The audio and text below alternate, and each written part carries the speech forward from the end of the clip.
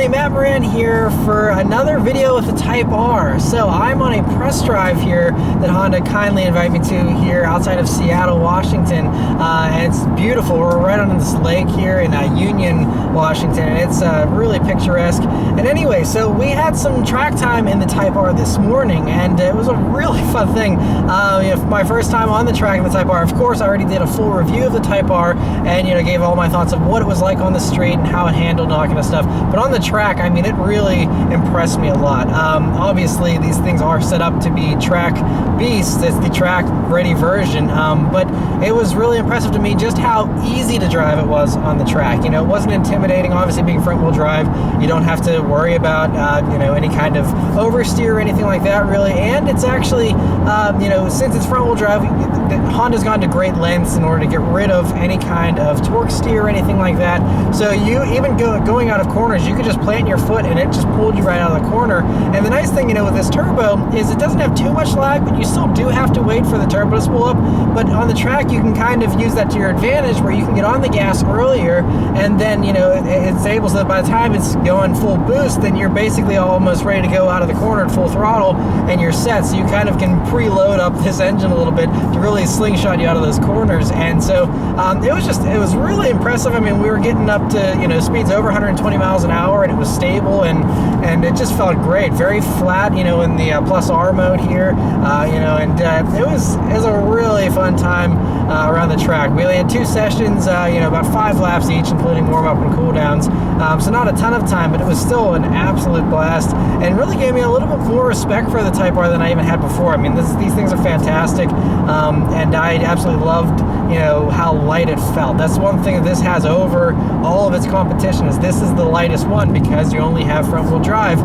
But that, like I said, that's no disadvantage. I wasn't spinning the front wheels at all. I didn't ever feel like I was wanting for traction. I wasn't fighting with the steering wheel. So I mean, I didn't really feel like, I would be nice if this had all-wheel drive or anything. I mean, if you live in a snowy place as a daily driver, I can see the all-wheel drive being nice there. But for any other circumstance, there's no need for all-wheel drive, and it's better off without all-wheel drive, I think, honestly.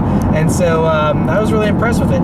But anyway, now we're on about a 4-hour road trip here through the winding roads following along the lake here, and it's a really nice thing to cruise in. So my goal with this portion of the video here is to kind of just give my thoughts on how this thing does as a longer range cruiser. We know it's very impressive on back roads. We already know it's a ton of fun. It's fast. It's very impressive on the track. But how is it as a daily driving thing? Because the last one that I did review, I only drove it for a few hours, and didn't have a ton of time to really feel what it was like, in a long-term kind of thing. And so with this, I'm gonna, kind of give a little bit more of my thoughts of, after driving this thing, and riding it for 4 hours, how are the seats, how is the ride, and all that kind of stuff. And there's a couple of things. We've been driving for about maybe a half an hour already so far, and 2 things that are already apparent to me. First is there is a little more road noise than I think even like the SI. I don't know why, because I feel like they should be pretty similar.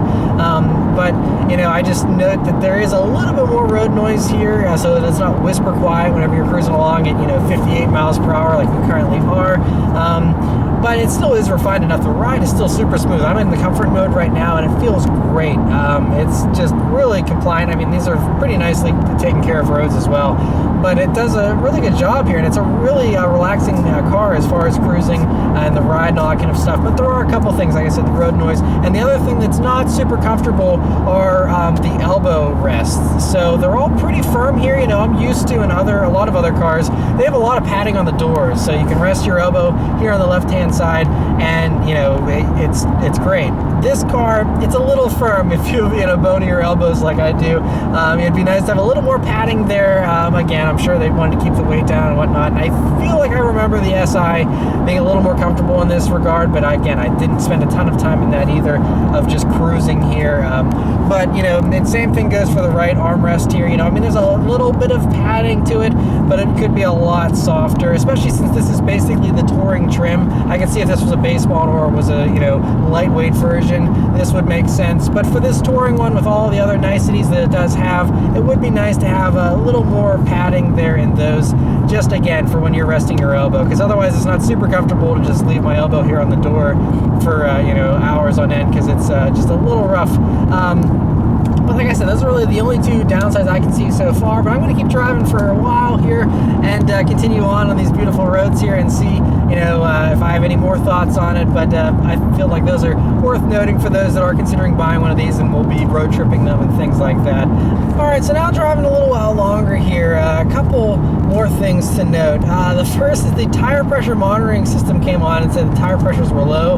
We got out and checked them and they weren't. So not sure what's up with that, but I think I have heard that that is something that a couple of people have been experiencing out there in the Type R world.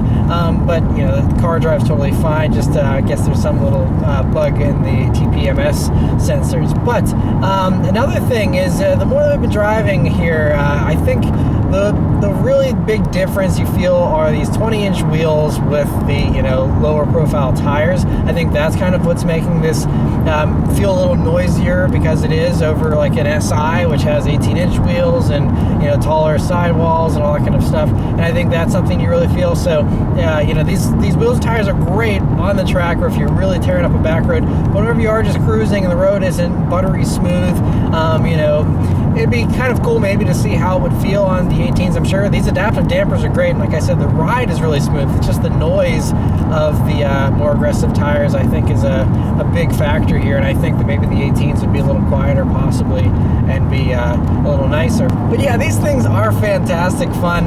But one last thing I want to mention here before I go is the fuel economy in this thing. So you know, these are rated at 22 in the city, 28 on the highway, and I've been doing about highway speeds here, 55 to 65 miles per hour, not on traditional type of highway roads, but this has hills even that go up and down a little bit.